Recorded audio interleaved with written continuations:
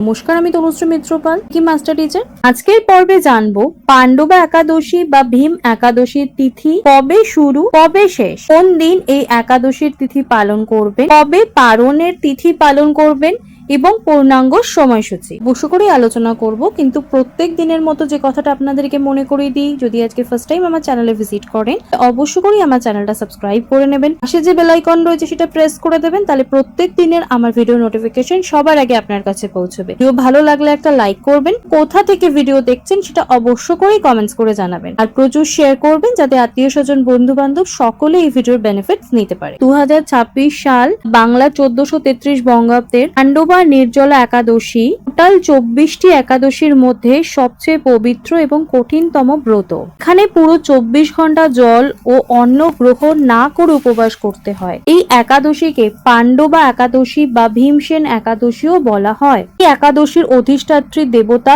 ত্রিবিক্রম ভগবান বিষ্ণুর একটি অবতার। পাণ্ডবা বা ভীমসেন নির্জলা একাদশীর তিথি শুরু হচ্ছে ইংরেজির 24শে জুন 2026 সাল, বাংলার 7ই আষাঢ় 1433 বঙ্গাব্দ বুধবার 6:12 গতে। একাদশীর তিথি শেষ হচ্ছে ইংরেজির 25শে জুন 2026 সাল, বাংলার 10ই আষাঢ় 1433 বঙ্গাব্দ বৃহস্পতিবার রাত 8:09 পর্যন্ত। এবার বলবো এই একাদশী কোন তারিখে পালন করব।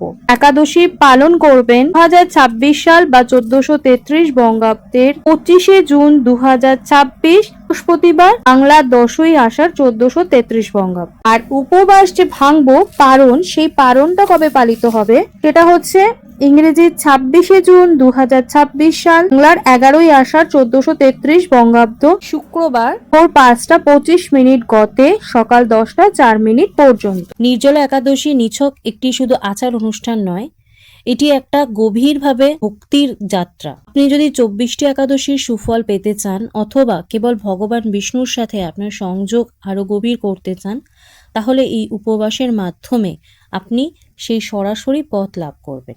অবশ্য করে এই একাদশী পালন করুন এবং নিজের জীবনে ভক্তির যে পথ, সেই পথকে আরো সুন্দর করে গড়ে তুলুন। অবশ্য করে এই ভিডিও মিস করবেন না, প্রচুর শেয়ার করুন যাতে সকলে এই ভিডিওর বেনিফিটস নিতে পারে।